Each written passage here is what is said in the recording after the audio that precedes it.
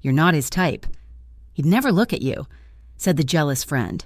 But the Mafia boss did. The air inside Luca's lounge always smelled of expensive scotch, stale cigar smoke, and secrets that were too heavy to carry in the daylight. It was a distinctive scent, one that clung to Hannah Cole's hair and clothes long after her shift ended. She moved through the dimly lit room with the practiced efficiency of someone who had learned that the best way to survive in Fairview Heights was to remain invisible. Hannah was 28 years old, though the shadows under her eyes often made her look older. She tightened the apron around her waist, her fingers brushing against the fabric of her simple black dress. It was uniform standard, functional and modest, chosen specifically to blend into the background. That was where Hannah lived, in the background. She was the one who refilled the water glasses before anyone noticed they were empty, the one who wiped away the condensation rings left by crystal tumblers, the one who memorized the drink orders of men who would never bother to learn her name. She paused by the service station, adjusting the tray in her hand. Her feet ached. They always ached by Friday night, in her mind. She was not counting the tips she had made so far, but rather subtracting them from the terrifying number on the medical bill sitting on her kitchen counter. Her father's heart surgery had been necessary, life-saving even, but the financial fallout was a slow-motion drowning that kept Hannah awake until 3 a.m. most nights. She needed this job. She needed the tips. She needed to be invisible so she could keep working double shifts without breaking down. "You look like you're about to collapse," a voice purred from beside her. Hannah jumped slightly, turning to see Tessa Marino leaning against the polished mahogany bar. Tessa was everything Hannah was not, where Hannah was muted tones and soft edges. Tessa was high-definition color. Her lipstick was a sharp crimson. Her dark hair was blown out to perfection, and her uniform dress had been hemmed just an inch higher than regulation, tight enough to showcase curves that stop conversations. "I am fine," Hannah said, though her voice came out thinner than she intended. "Just tired. It has been a long week." Tessa inspected her manicured nails, looking bored. "You worry too much. You are going to get wrinkles before you are 30. You need to relax, maybe flirt a little. You know, if you smiled more, you might actually make some real money tonight." "I do my job." "Tessa," Hannah replied, turning back to her tray. Tessa laughed, a sound that was not quite unkind but certainly patronizing. It was the laugh of someone who believed she was the main character of every story, and that Hannah was merely the supporting cast. Tessa loved the proximity to power that Luca's provided. She thrived on the heavy stares of the politicians and business tycoons who frequented the lounge. She collected their business cards like trophies. But there was one name that made even Tessa straighten her posture. The heavy oak doors at the front of the lounge swung open, and the atmosphere in the room shifted instantly. It was a physical change, like the air pressure dropping before a storm. The low hum of conversation died down, replaced by a tense, electric silence. The jazz music playing softly over the speakers seemed to fade into the background. Dante Rinaldi had arrived. He walked in with the casual arrogance of a man who owned the pavement beneath his feet. He was tall, with broad shoulders that strained against the fabric of a bespoke charcoal suit. His hair was dark, swept back from a face that was handsome in a severe, unforgiving way. He did not look around the room. He did not need to. He knew everyone was looking at him. Flanking him were 3 other men, large and imposing, but they were merely satellites orbiting a dark star. Hannah felt a chill run down her spine. She had seen Dante Rinaldi before. Everyone in Fairview Heights knew the stories.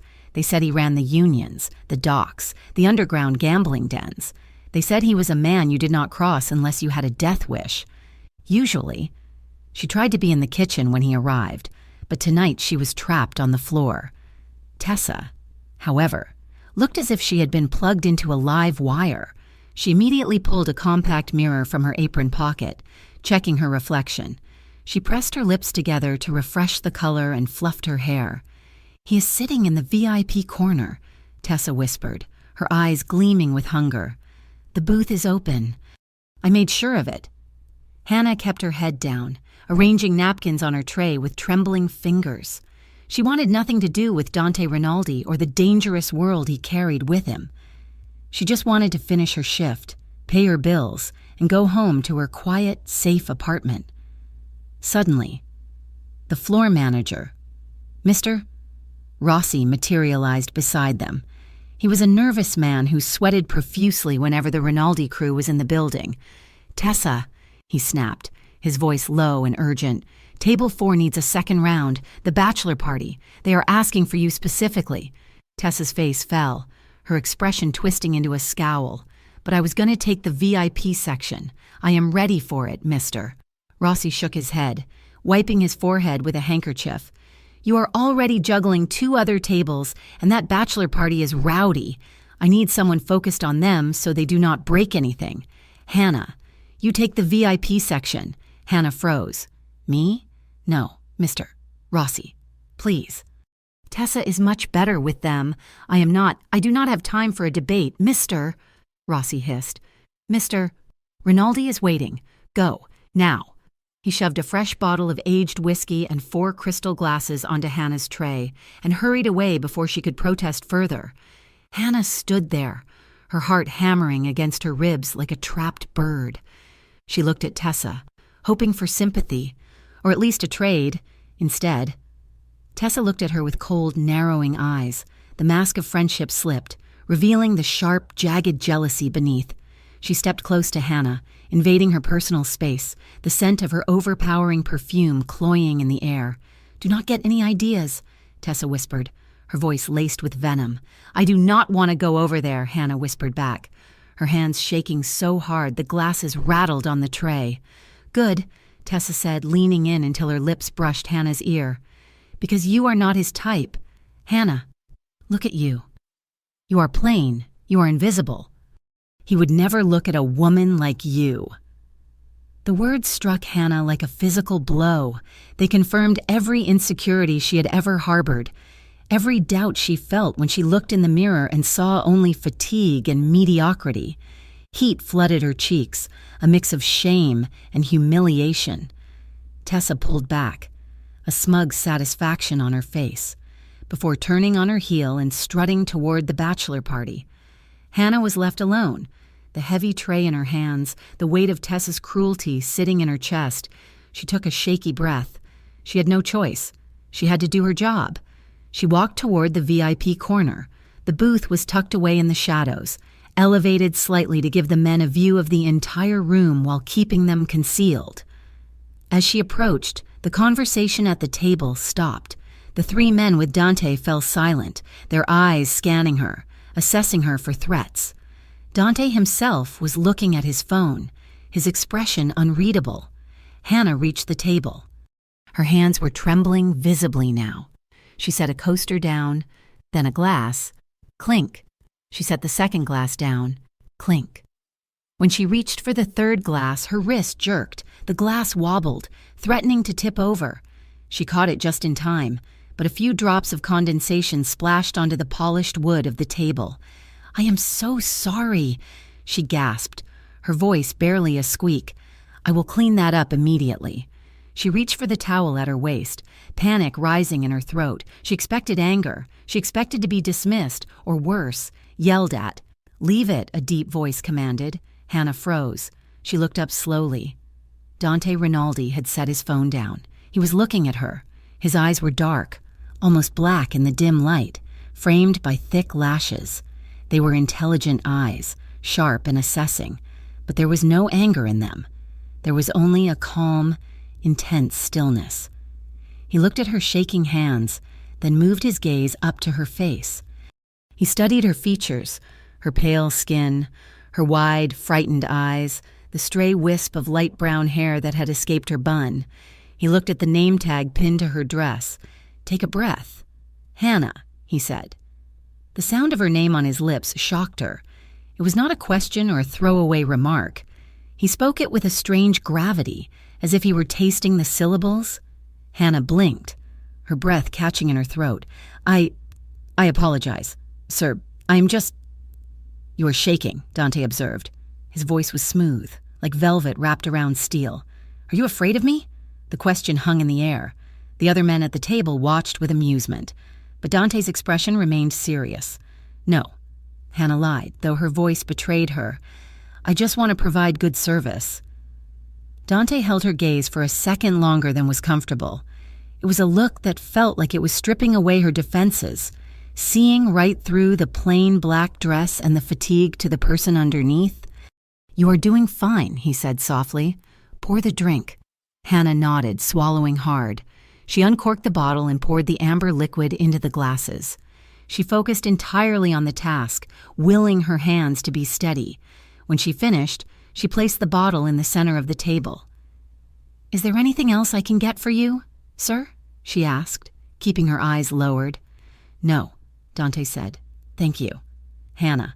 She turned and walked away as fast as she could without running, her heart pounding a frantic rhythm against her ribs. She could feel his eyes on her back as she retreated. It was a physical sensation, a heat that prickled at the base of her neck. Tessa's words echoed in her mind. He'd never look at you, but he had. He had looked at her, and he had used her name.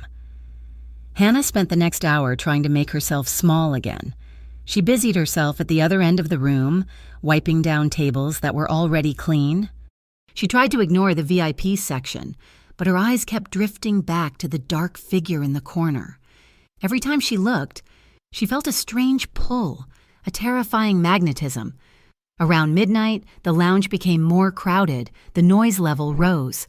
Hannah was clearing a table near the center of the room when a hand clamped around her wrist. She gasped and spun around. A man in a disheveled business suit was sitting there, his face flushed with drink. He was grinning up at her, his eyes glassy and unfocused. "Hey there, sweetheart," he slurred, tightening his grip on her arm. "You've been walking past me all night. How about you stop and give me a smile? You look so serious." "Please let go of me, sir," Hannah said, trying to pull her arm back. Her heart rate spiked. This happened sometimes. Men who thought the price of a drink included the right to touch. But it never stopped being frightening. "Don't be like that," the man sneered, yanking her closer. "I pay good money here. I just want a little conversation. Maybe you can tell me what time you get off work." "Sir." "Let go," Hannah said, her voice rising in panic. She looked around for security, but the bouncers were dealing with a commotion at the door. "You are hurting me," she pleaded. The man laughed. "You are too pretty to be this uptight. Come on, sit down for a minute." Suddenly, a shadow fell over the table. The man stopped laughing. He looked up, squinting. "Release her." The voice was not loud. It did not have to be. It cut through the noise of the club like a razor blade. It was cold, devoid of emotion, and absolutely terrifying. Dante Rinaldi stood next to the table. He was not looking at Hannah. He was staring down at the businessman with a look of pure, unadulterated menace. His hands were in his pockets, his posture relaxed, which only made him more frightening. It was the relaxation of a predator who knew he had already won. The businessman blinked, his drunken bravado faltering. Who are you?" "Mind your own business, pal. I will not ask twice," Dante said. His voice dropped an octave, vibrating with a suppressed violence that made the hairs on Hannah's arms stand up. "Take your hand off her. Now." The businessman looked at Dante's eyes and sobered up instantly. He saw something there that promised pain. Real, lasting pain. He released Hannah's wrist as if it were burning hot. "I was just playing," the man stammered, holding his hands up. "Just having a little fun. No harm done." "Get out," Dante said. The man scrambled out of the booth, knocking over his chair in his haste. He threw a wad of cash on the table and practically ran toward the exit, not daring to look back. Hannah stood there, clutching her wrist where the man's fingers had dug in. She was shaking again, adrenaline flooding her system. She looked up at Dante, unable to speak. He turned to her. The cold, dead look vanished from his eyes, replaced by that same intense curiosity she had seen earlier. He stepped closer, invading her space, but this time it did not feel threatening. It felt protective. "Are you hurt?" he asked. Hannah shook her head, though she was rubbing the red marks on her skin. "No, I am okay. Thank you. You did not have to do that." Dante's gaze dropped to her wrist, his jaw tightening slightly. I did. Nobody touches what they do not own, and nobody hurts a woman in my presence. The wording was possessive, strange, but Hannah was too shaken to parse it. She just nodded, feeling tears prick at the corners of her eyes. The relief was overwhelming. Go take a break. Hannah, Dante said softly. Recover yourself. He watched her until she turned and hurried toward the staff area behind the bar. When she got there, Tessa was waiting. She'd seen everything. Her face was a mask of conflicting emotions, shock, anger, and a deep, burning jealousy that she was struggling to hide. What happened? Tessa demanded, her voice sharp. I saw him go over there. What did you say to him? Nothing, Hannah said, leaning against the counter and trying to catch her breath. That guy grabbed me. Dante, Mr. Rinaldi. He made him leave. Tessa scoffed, crossing her arms over her chest. She grabbed a bar rag and started aggressively wiping the counter. You should not read into it. Dante hates chaos in his club. He hates loud drunks. He would have done that for anybody. It was not about you. Hannah looked at her friend. She wanted to believe her. It made sense. Dante was a powerful man. He likely viewed the lounge as his territory and the disruption as an insult. He would have done that for anybody, Tessa repeated, as if trying to convince herself. Do not go thinking you are special. Hannah. It is dangerous to think like that. I know, Hannah whispered. I know, Tessa. But as she went back to work, she could not stop replaying the moment. She could not stop seeing the way Dante's eyes had softened when he asked if she was hurt. She could not stop feeling the phantom weight of his presence beside her, a shield against the world. The rest of the night passed in a blur. When the lights came up for closing time, Hannah felt exhausted down to her bones. She changed out of her uniform in the locker room, putting on her heavy wool coat. She said a quiet goodbye to the other staff members and headed for the back door, the one that led to the alleyway where the employees exited. But as she stepped out into the biting cold air of the alley, she froze. A sleek black sedan was idling at the curb. Leaning against the passenger door, smoking a cigarette, was Dante Rinaldi. He looked up as the door clicked shut behind her. He dropped the cigarette and crushed it beneath the heel of his polished shoe. Hannah stopped, clutching her purse to her chest. She did not know what to do. Should she keep walking? Should she speak? Dante pushed off the car and took a step toward her. He did not come too close, respecting the distance, but his presence filled the narrow alley. He looked her up and down, checking her coat, her sensible boots, the scarf wrapped around her neck. He nodded, as if satisfied. Get home safe. Hannah, he said. It was a simple command, spoken in a low rumble that seemed to vibrate through the cold air. Hannah stared at him, her breath puffing out in white clouds. Thank you, Mr. Rinaldi. Dante, she corrected, her voice barely audible. He held her gaze for one long, heart-stopping moment. Then he turned, opened the rear door of the sedan, and slid inside. The car pulled away silently, disappearing into the night. Hannah stood alone in the alley for a long time. The wind bit at her cheeks, but she felt strangely warm. She began the walk to her apartment, her footsteps echoing on the pavement in her mind. She heard Tessa's voice, sharp and cruel. You're not his type. He'd never look at you.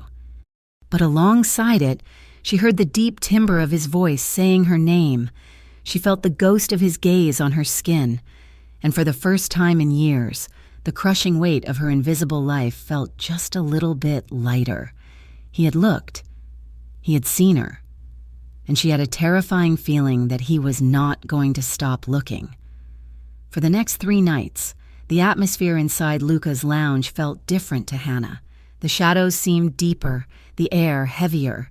She moved through her shifts with a sense of hyper-awareness that was exhausting. Every time the heavy oak doors creaked open to admit a new group of patrons, her heart would perform a traitorous, frantic leap against her ribs. She told herself she was afraid of the danger Dante Rinaldi represented, afraid of the way his presence disrupted the fragile ecosystem of the club. But deep down, in a place she refused to examine too closely, she knew it was not just fear, it was anticipation. She tried to stay invisible. She took the sections furthest from the VIP corner. She busied herself polishing wine glasses until they sparkled under the dim lights. Yet, her eyes kept betraying her. They would dart toward the entrance, scanning the crowd for the cut of a specific charcoal suit or the glint of dark, intelligent eyes. Sometimes her breath would catch when she saw a tall, dark-haired man enter, only to release in a disappointed sigh when he turned and she realized it was just a stranger. Then came Thursday. The lounge was humming with a steady midweek crowd. The jazz trio on the small stage was playing a slow, melancholic rendition of an old standard. Hannah was at the service station, organizing her tray, when Mr. Rossi hurried over. He looked flustered, smoothing his tie with nervous hands. "Hannah, leave that," he ordered, his voice tight. "Table 1, Mr. Rinaldi is back." Hannah's stomach dropped.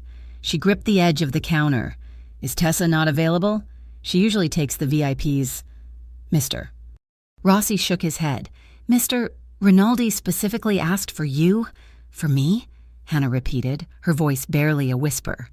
"Yes," he said, and I quote, "Send the quiet one. Hannah, do not keep him waiting."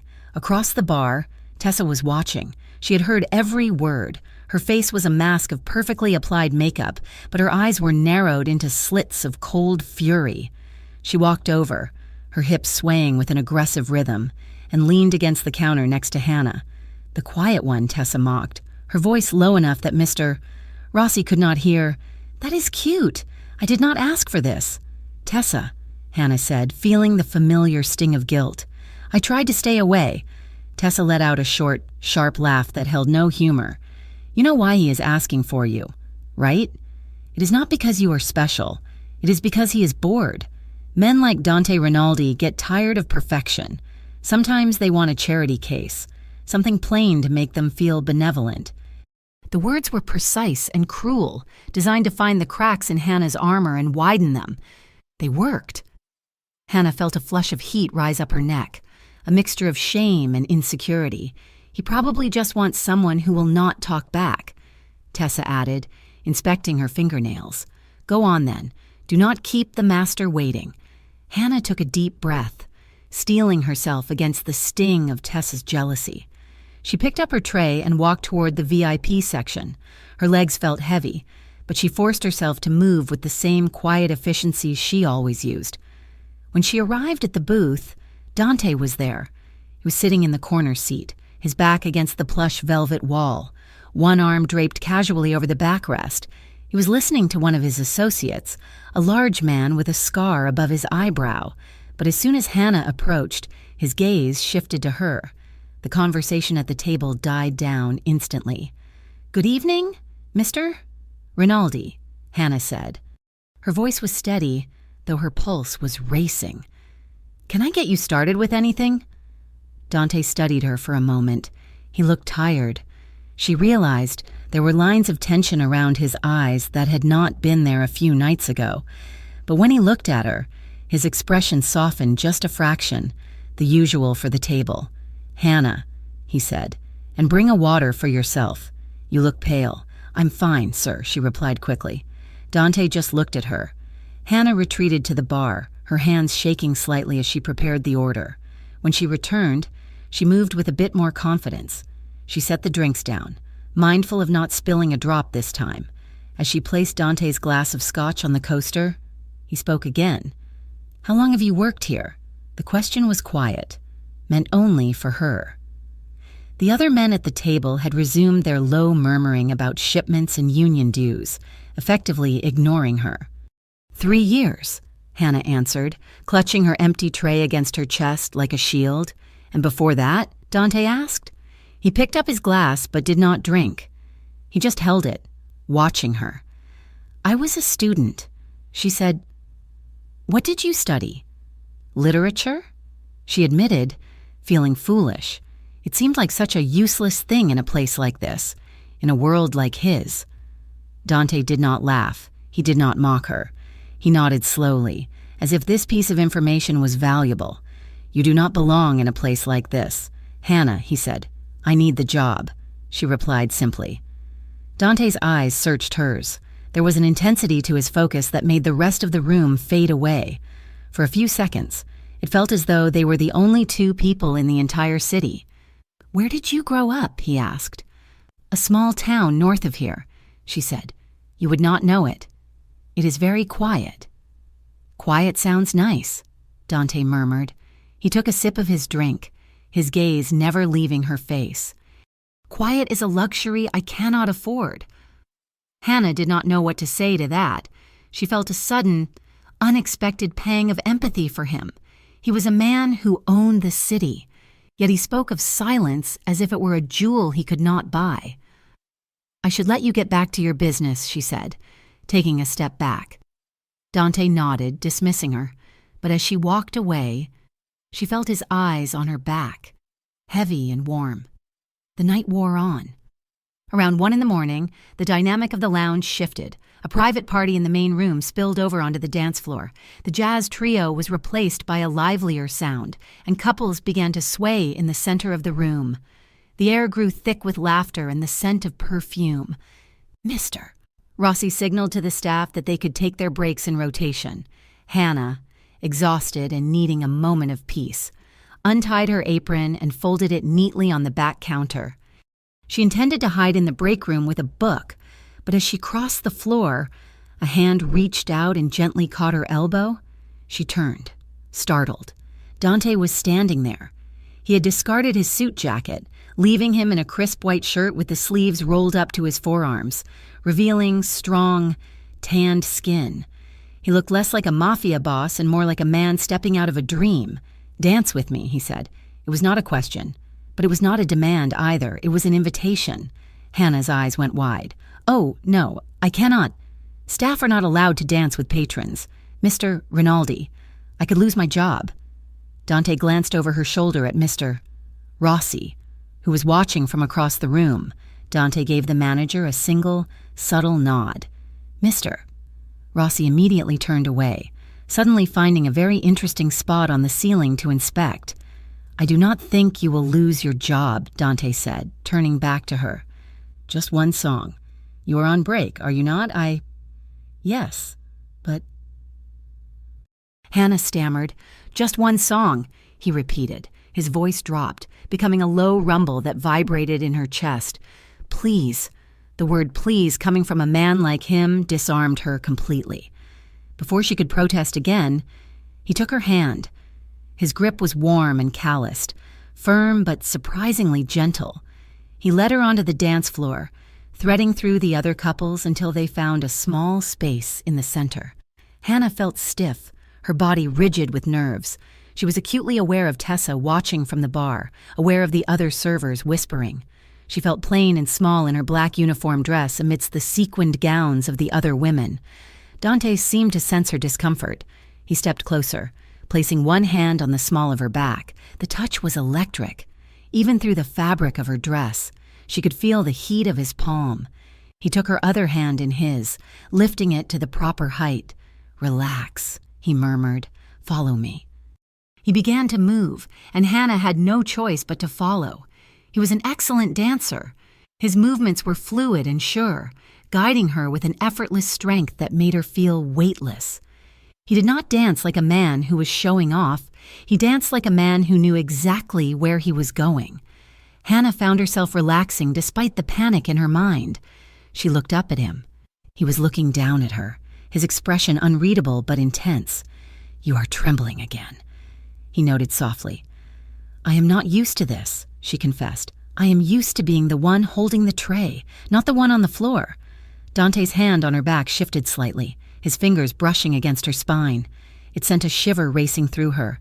"You spend too much time trying to be invisible, Hannah," he said. "It is safer that way," she replied. Dante pulled her a fraction closer. The music swelled, a slow, aching trumpet solo that seemed to wrap around them. "Maybe," he conceded. "But you are harder to ignore than you think." The words landed softly, but their impact was seismic. Hannah's breath hitched. She looked at his lips, then back up to his eyes. The air between them grew thick, charged with a sudden, overwhelming tension. It was a magnetic pull, a dangerous gravity that made her want to lean in, to close the scant inches between them. She felt his thumb trace a slow, deliberate circle on her hip. It was a possessive gesture, intimate and claiming. Her heart was pounding so hard she was sure he could feel it against his chest. Dante lowered his head, his face drawing closer to hers. She could feel his breath against her ear, warm and smelling faintly of scotch and mint. "Hannah," he whispered. The sound of her name on his lips broke something open inside her. She parted her lips, ready to say something, anything. "Hannah," the sharp voice of Mr. Rossi cut through the haze like a knife. Hannah jumped, pulling back as if she had been burned. She blinked, the spell shattering instantly. "Mr.?" Rossi was standing at the edge of the dance floor, looking apologetic but firm. "Hannah, the bar is backing up. I need you back on the floor. Break is over." She looked at Dante. His jaw was clenched, a flash of annoyance crossing his features, but he released her hand immediately. "Go," he said quietly. "I am sorry," she stammered, her face burning with humiliation. "I have to go." She turned and fled, weaving through the dancers, her heart racing with a mixture of shame and exhilaration. She rushed back to the service station, tying her apron on with fumbling fingers. Tessa was waiting for her in the narrow hallway leading to the kitchen. She blocked Hannah's path, her arms crossed. "That was embarrassing," Tessa hissed. Hannah tried to step around her, but Tessa moved to block her. "Everyone was watching you," Tessa said, her voice dripping with disdain. "You looked ridiculous." "Do you really think he is interested? He is playing with you. Hannah, he is a predator. You are just a mouse he caught for a few minutes of entertainment. Please." "Tessa," Hannah said, her voice trembling, "I just want to get back to work. He will never truly look at someone like you." Tessa spat. "Not for real. You are a distraction, and when he is done, he will toss you aside like nothing. You are being unprofessional and you are flirting with danger." Hannah pushed past her, blinking back tears. She knew Tessa was being cruel, but the worst part was that Hannah feared she was right. Why would a man like Dante Rinaldi want her? It made no sense. She felt foolish, naive, and incredibly small. The rest of the night was a blur of misery. Hannah avoided the VIP section entirely. When Dante and his men finally left, she was in the kitchen, scrubbing pots that did not need scrubbing just to avoid seeing him go. At 3 a.m, the club finally closed. Hannah changed into her street clothes, wrapping her coat tight against the chill. She said goodnight to the security guard and walked out to the employee parking lot. It was a desolate stretch of asphalt illuminated by a single flickering street lamp. She got into her old, battered sedan and turned the key. The engine sputtered, groaned, and died. "No," she whispered. "Please, no." She tried again. Click, click, click, silence. She rested her forehead against the steering wheel, fighting the urge to scream. She did not have the money for a tow truck. She did not have the money for repairs.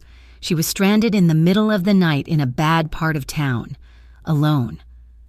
Panic began to rise in her throat. She reached for her phone to check her bank balance, hoping for a miracle.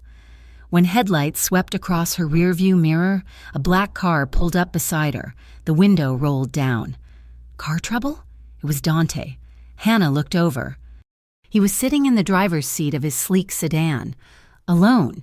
No driver, no bodyguards. He looked different in the context of the real world, less like a king, more like a man. "My car will not start," Hannah admitted, rolling down her window. Her voice sounded small in the vast, empty lot. "Pop the hood," Dante said. He stepped out of his car. He had loosened his tie, the silk hanging undone around his neck.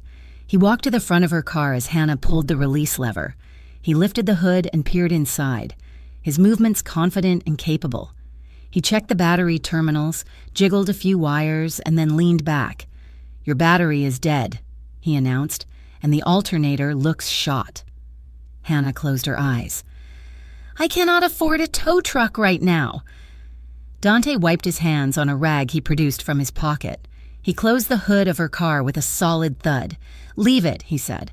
"I will have one of my guys pick it up in the morning and take it to a shop I own. They will fix it."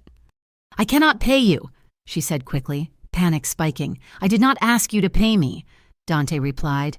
"Get in. "I will take you home. I can take the bus," she protested weakly. "The bus has stopped running 2 hours ago. Hannah, get in the car." It was a command, but it was spoken with that same undercurrent of protection she had felt before. Hannah hesitated, then grabbed her purse and stepped out into the cold. She locked her car and walked over to his. The interior of Dante's car was warm and smelled of leather and expensive cologne. She sat in the passenger seat, keeping her hands folded in her lap. Dante slid in beside her. The space suddenly felt very small. "Where do you live?" he asked as he put the car in gear. She gave him her address. He nodded and pulled out of the lot. The drive was silent. It was not an awkward silence, but a heavy one. Every time Dante shifted gears or turned the wheel, his shoulder would brush against hers. The contact was brief, accidental, but every time it happened, Hannah felt a jolt of electricity. She was hyper-aware of him, the way his hands gripped the steering wheel, the rise and fall of his chest, the profile of his face illuminated by the passing streetlights. She felt him glance at her a few times, but he kept his eyes on the road. When they arrived at her apartment building, Dante pulled up to the curb but did not unlock the doors immediately. He put the car in park and turned to face her. The engine hummed softly beneath them. "Thank you," Hannah said, reaching for the door handle. "You really saved me tonight." Dante did not answer. He just watched her. His gaze dropped to her lips, lingering there for a second before moving back to her eyes. The air in the car grew thin. He reached out. Hannah froze. Dante's hand moved toward her face. She stopped breathing. He did not grab her. Instead, he gently tucked a loose strand of hair behind her ear. His fingers brushed against her cheekbone, his skin rough against her softness. He let his hand linger there, his thumb gliding over her skin in a slow, reverent caress. It lasted a heartbeat too long to be friendly. It was intimate. It was terrifying. "Hannah," he said, his voice low and rough. She looked at him, wide-eyed, trembling not from the cold, but from the sheer intensity of his proximity. "Do not listen to them," he said. "What?" she whispered. "The people who make you feel small." He said, his eyes were fierce, burning with a strange light. "You deserve better than the way people talk to you. You deserve to be seen." Hannah felt a lump form in her throat. No one had ever said that to her. No one had ever looked at her the way he was looking at her right now, as if she were something precious, something rare. She pulled back slightly, overwhelmed. I have to go." Dante dropped his hand slowly. "Good night, Hannah." She opened the door and practically stumbled out onto the sidewalk. She hurried to the front door of her building, her keys jingling in her shaking hands. She managed to unlock the door and slipped inside. Before the door closed, she looked back. Dante's car was still there. He was watching her, making sure she was safe inside. Hannah leaned against the closed door of the lobby, her heart hammering a frantic rhythm against her ribs. She raised a hand to her cheek, touching the spot where his fingers had been. Her skin felt hot. She was terrified. She was terrified because she knew Tessa was right about the danger. But she was wrong about everything else. He was not bored. He was not playing. He saw her, and God help her. She wanted him to keep looking. The following week at Luca's lounge passed in a haze of strained normalcy. Hannah Cole tried to build a fortress out of her routine, stacking polished glasses and folded napkins like bricks between herself and the man in the VIP corner. She told herself that the ride home had been a singular event, a lapse in judgment born of desperation and a dead car battery. She told herself that Dante Rinaldi was a customer, a dangerous one, and that the fluttering in her stomach was fear, not anticipation. But Dante did not make it easy to forget him. He came every night. He did not always sit in the VIP section. Sometimes he took a small table near the back, alone, nursing a single drink for hours. He never demanded her service, but his eyes followed her. It was a tangible weight, that gaze, constant, heavy, and possessive.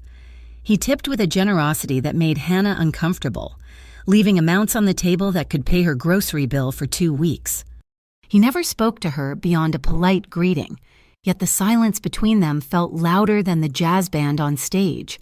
The staff noticed, in a place like Luca's, Secrets were the only currency that mattered, and inflation was high.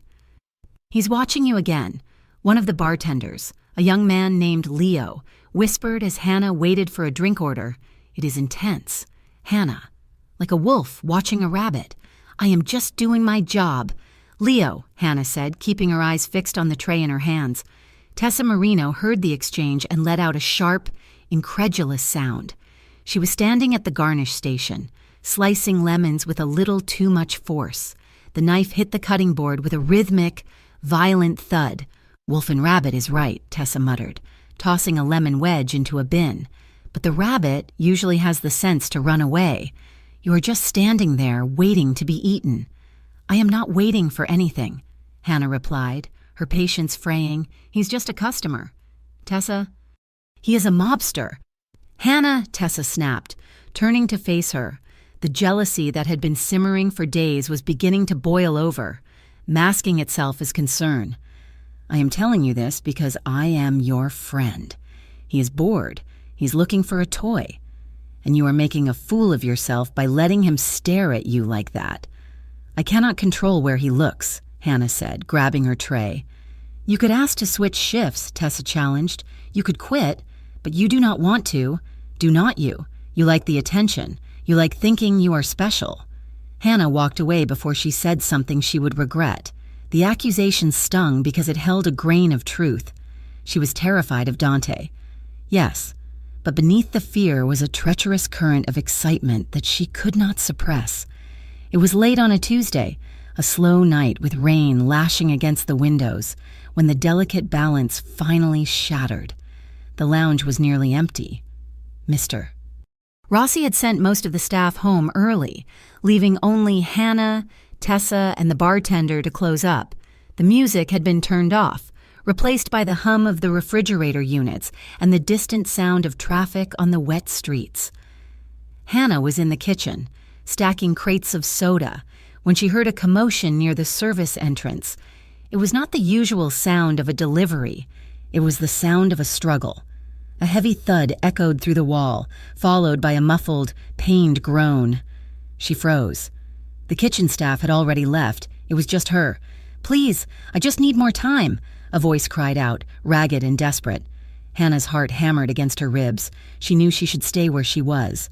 She knew the smartest thing to do was to turn around, walk back into the main room, and pretend she had heard nothing. But the sound of another blow, wet and sickening, propelled her feet forward. She walked down the narrow corridor that led to the back alley exit. The heavy metal door was slightly ajar, letting in the damp night air. In the hallway, under the harsh glare of a single security light, violence was unfolding. 2 men in dark coats were holding a third man up against the brick wall. The victim was slumped, his face bloody, his shirt torn, standing a few feet away, watching with a detached, icy calmness. Was Dante Rinaldi. He did not look like the man who had tucked a strand of hair behind her ear. He looked like a statue carved from judgment in ice. "You have had time." "Sullivan," Dante said. His voice was not loud, but it carried a terrifying weight. "You borrowed money. You agreed to the terms. Now you are insulting me by lying about why you cannot pay." "Dante, please," the man wept, blood dripping from his chin. "I swear I will get it." One of Dante's enforcers drove a fist into the man's stomach. The victim crumpled, gasping for air, retching on the concrete floor. Hannah let out a sharp, involuntary gasp. The sound was small, but in the sudden silence of the hallway, it was like a gunshot. Dante's head snapped up. His eyes locked onto Hannah standing at the end of the corridor. She was frozen, her hands pressed over her mouth, her eyes wide with unadulterated horror. She was seeing the monster Tessa had warned her about. She was seeing the brutality that paid for the expensive suits and the generous tips. For a second, Dante's face remained a mask of cold fury. Then, recognition set in. The ice in his eyes fractured, replaced by a flash of annoyance and something that looked painfully like regret. He looked from the bloody man on the floor to Hannah, and she saw his jaw tighten. "Enough," Dante barked. His men stopped mid-swing, looking at him in confusion. "Boss?" one of them asked. "I said enough," Dante snapped. "Get him out of here. Put him in the car. We will finish this discussion elsewhere." The men grabbed the sobbing debtor and dragged him out the back door into the rain. The metal door slammed shut, leaving Dante and Hannah alone in the hallway. The silence that followed was suffocating. "Go back inside." "Hannah," Dante said. He did not move toward her. He stood his ground, as if he knew that stepping closer would make her run. Hannah could not move. Her legs felt like lead. She was shaking, the image of the man's bloody face searing into her mind. "You," she whispered, her voice trembling. "You hurt him. Go back inside," Dante repeated, his voice harder this time. "Urgent." Hannah turned and ran. She fled back through the kitchen, her breath coming in short, panicked gasps. She burst into the employee break room and collapsed onto the worn sofa. Burying her face in her hands, she felt sick. She felt foolish. She had let herself believe he was different, that the darkness was just a rumor. The door to the break room opened.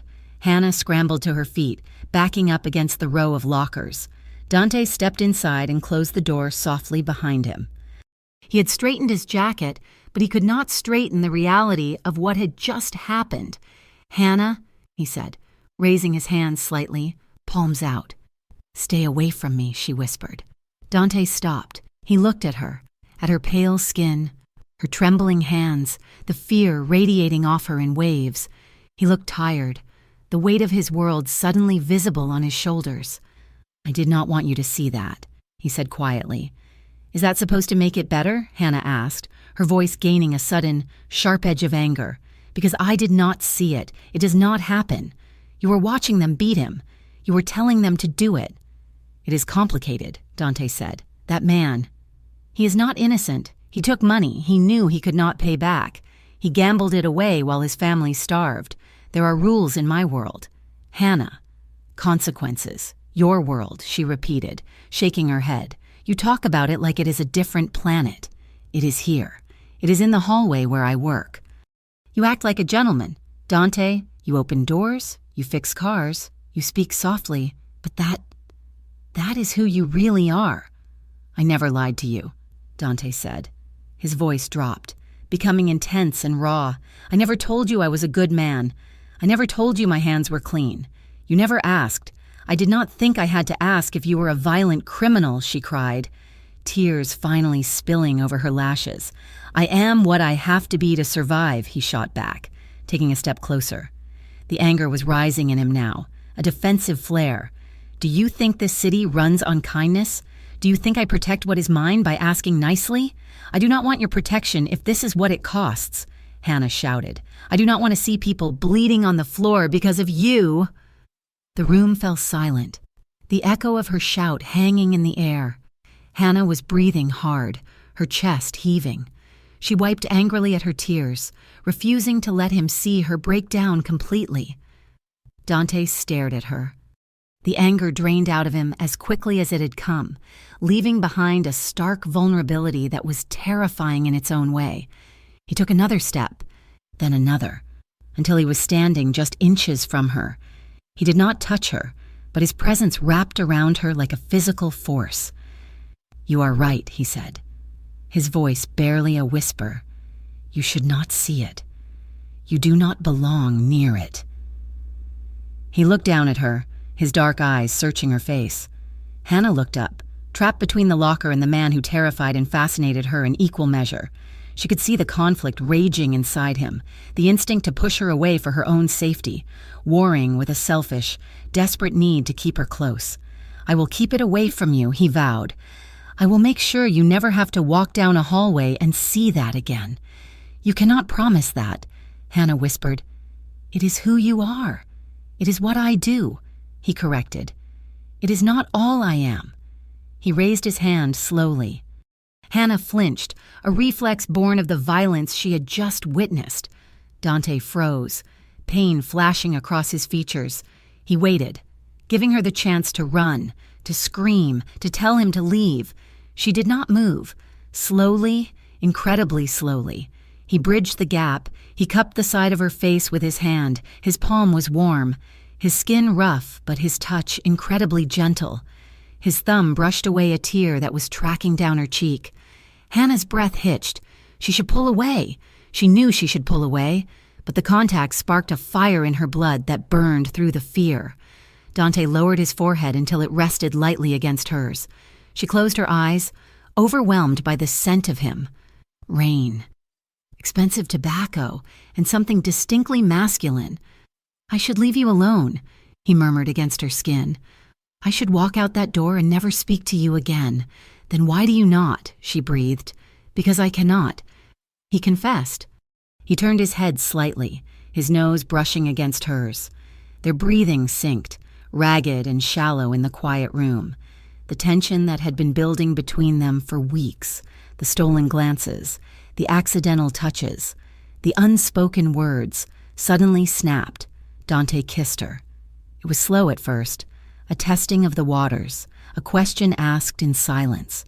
His lips were firm and warm, moving against hers with a tenderness that belied the violence of 10 minutes ago. Hannah stood paralyzed for a heartbeat, her mind screaming at her to stop, but her heart traitorously silent. Then she made a choice. She let out a soft sound in the back of her throat and leaned into him. The kiss deepened instantly. It shifted from tentative to hungry, a desperate collision of need. Dante groaned low in his chest, a sound of surrender.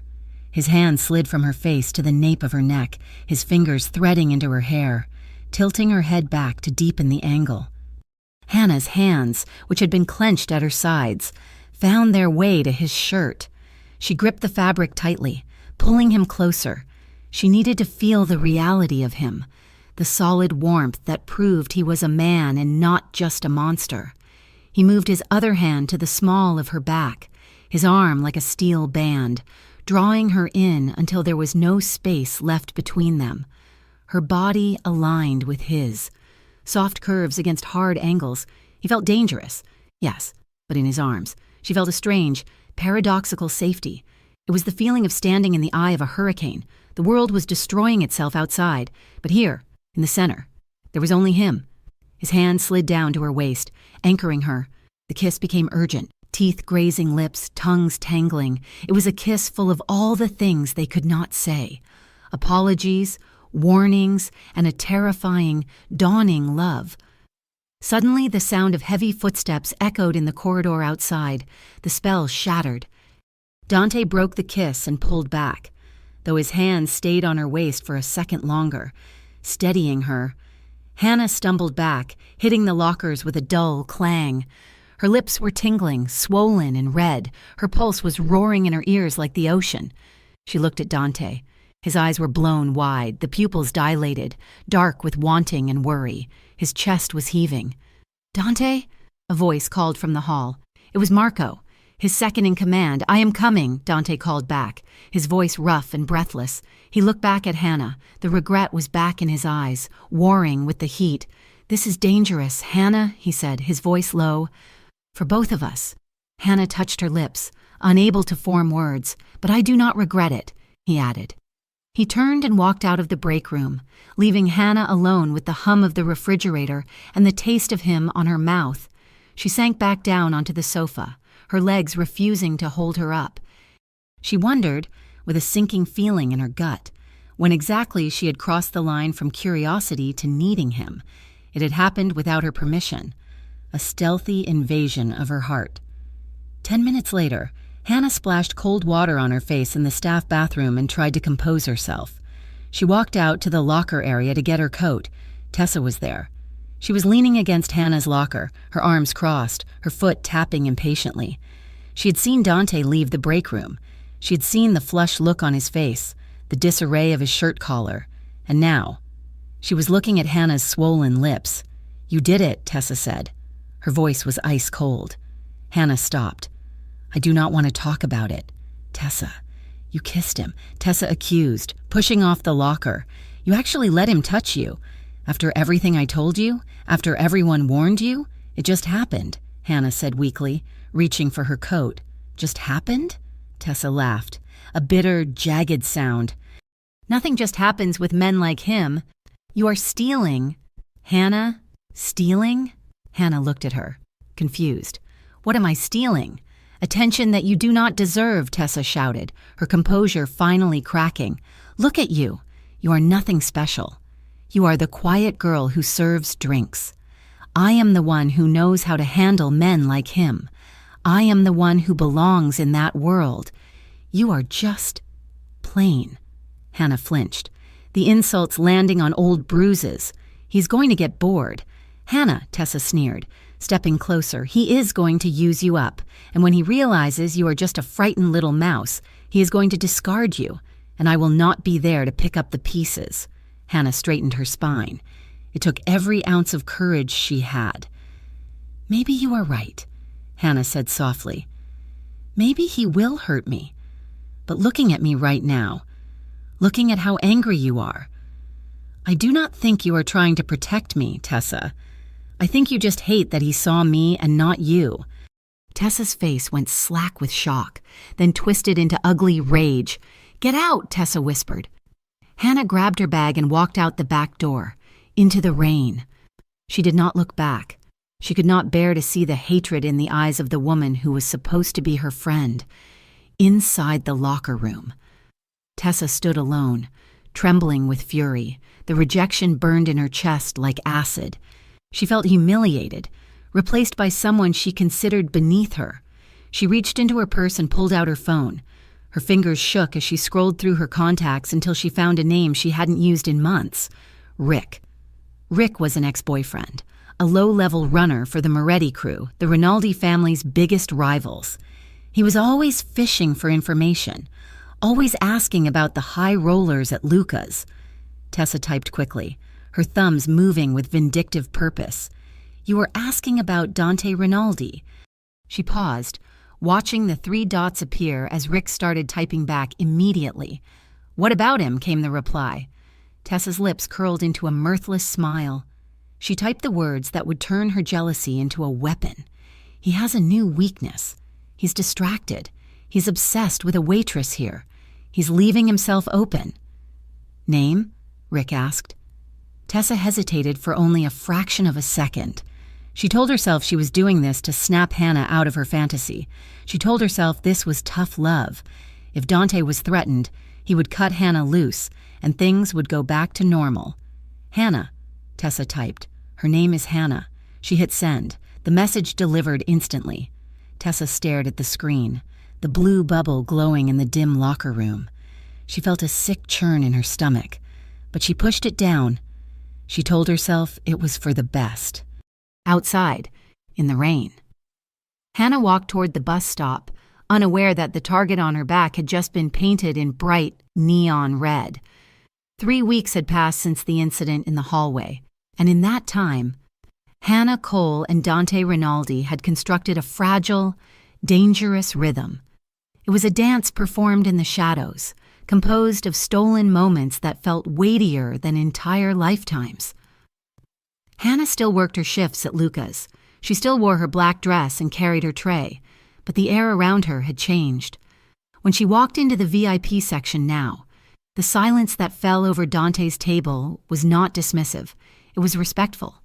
Dante would watch her approach, his dark eyes tracking her movement with a possessive intensity that made her skin prickle. They did not touch in the club.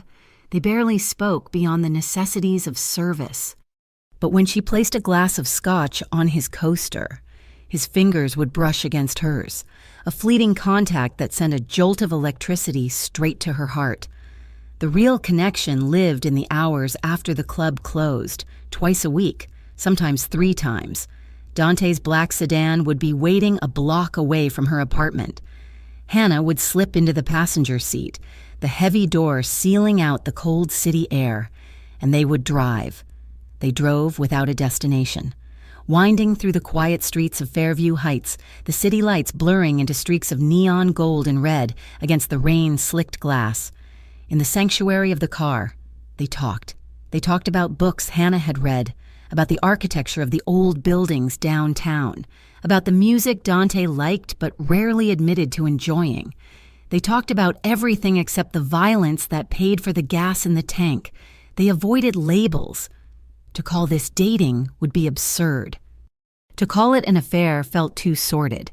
It was a suspension of reality, a bubble where he was just a man who looked at her as if she were the only source of light in a dark room, and she was a woman who felt seen for the first time in her life. But bubbles are designed to burst. It was a Friday, Hannah's night off. She had planned to stay in, worn down by the emotional whiplash of her nights. When her phone buzzed, it was Tessa. "Come to the Skyline," the message read. "It is a rooftop party, very exclusive. I need a wingman. Please, Hannah, I want to make things right." Hannah hesitated. Things had been strained with Tessa since the night in the locker room. Tessa had been sharp, her comments laced with a bitterness that tasted like poison. But lately, she had seemed to soften. Or perhaps Hannah just wanted her friend back. She missed the days when their biggest worry was splitting a check or complaining about customers. "I will come," Hannah typed back, "but only for an hour." She dressed carefully, choosing a navy blue dress that was elegant but modest, and took a cab to the financial district. The Skyline was exactly the kind of place Tessa loved and Hannah tolerated. It was all chrome and glass, perched 40 stories above the city, filled with people who looked like they had been airbrushed into existence. When Hannah arrived, Tessa was waiting by the bar. She looked stunning in a silver sequined dress, but her smile was tight. Her eyes kept darting around the room, checking the corners, checking her phone. "You came," Tessa said, hugging Hannah a little too tightly. "I am glad. I missed you." "I missed you too," Hannah said, pulling back. She wanted to believe it. "Is everything okay? You seem jittery." "I am fine," Tessa said quickly, her laugh sounding brittle. "Just waiting for some people. Here, have a drink. Let us just have fun tonight. No work. No drama." Hannah took the champagne flute, but the unease in her stomach did not settle. The atmosphere felt off. It was too loud, too bright. Tessa kept stepping away to take phone calls, whispering furiously into her device before returning with a smile that did not reach her eyes.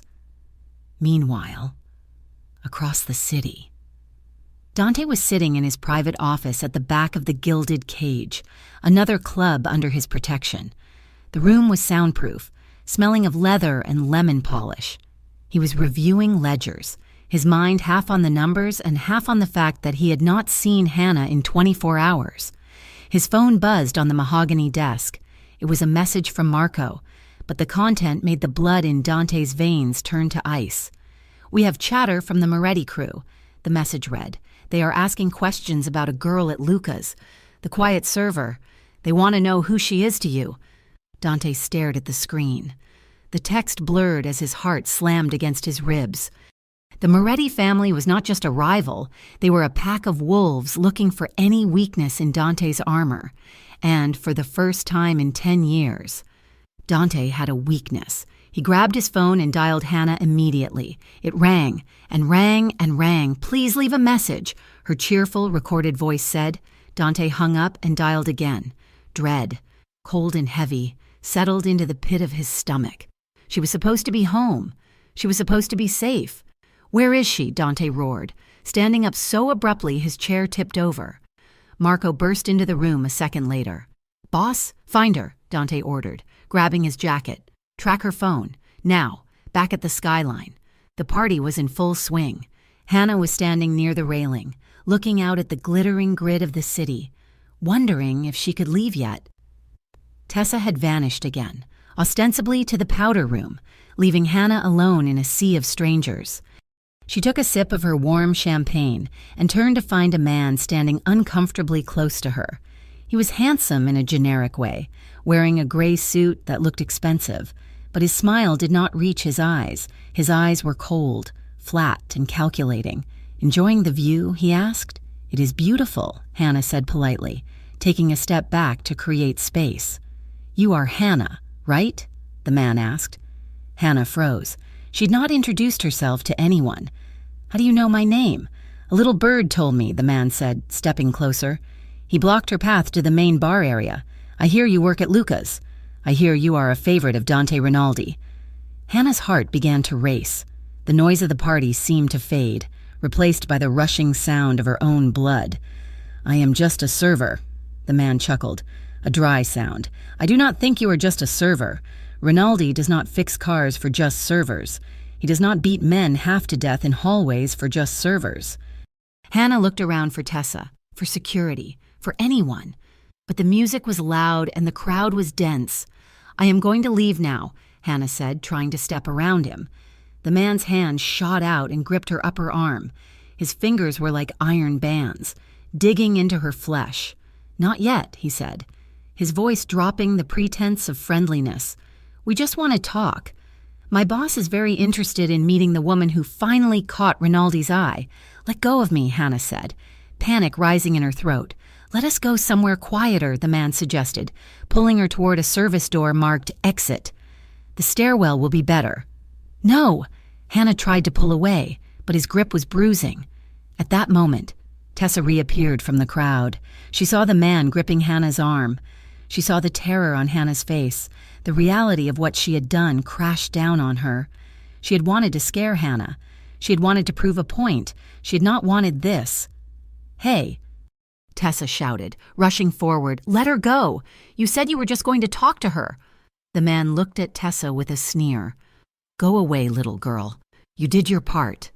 Tessa grabbed the man's other arm, her fingernails digging in. "I said let her go. This was not the deal." The man shoved Tessa backward with effortless force.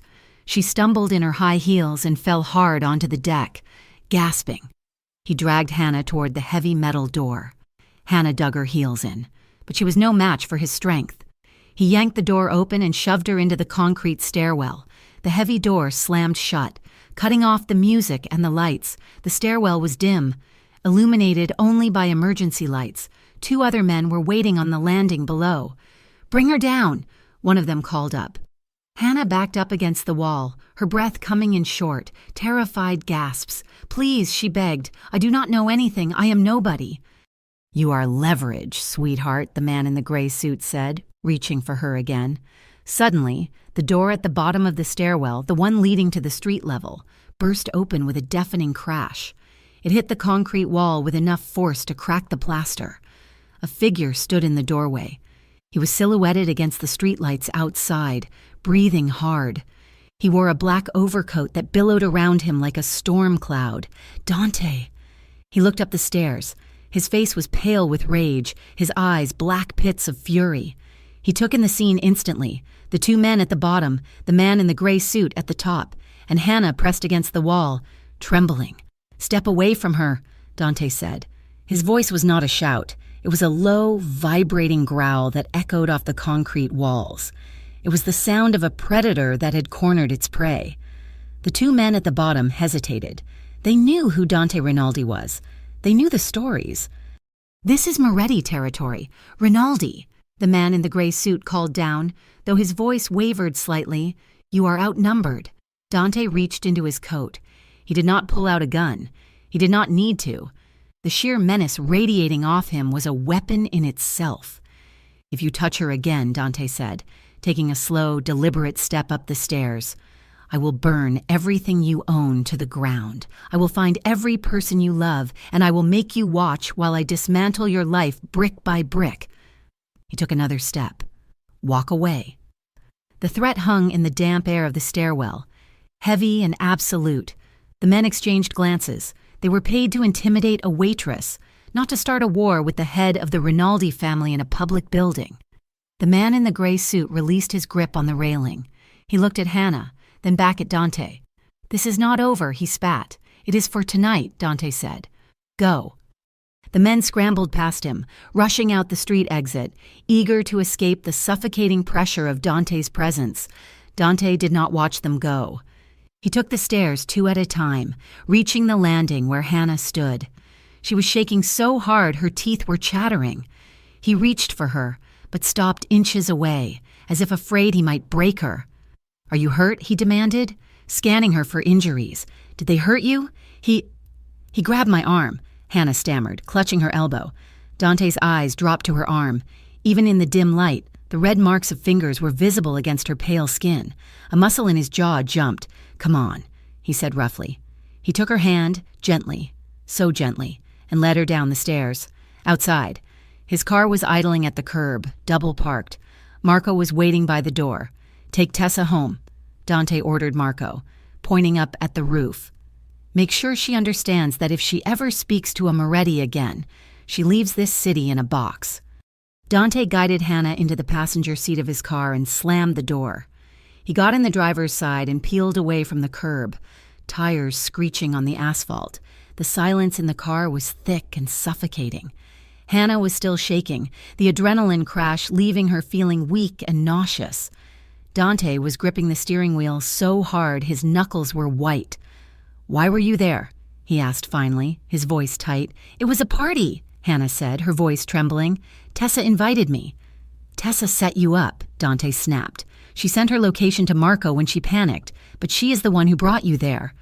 "I did not know," Hannah cried. "I just wanted a night off. I wanted to be normal. There is no normal anymore," Dante shouted, slamming his hand against the steering wheel. "Do you not understand that? There is no normal when you are near me." Hannah flinched, shrinking against the door. "Do not yell at me. I did not ask for this." "I did not ask for rival gangs to hunt me down.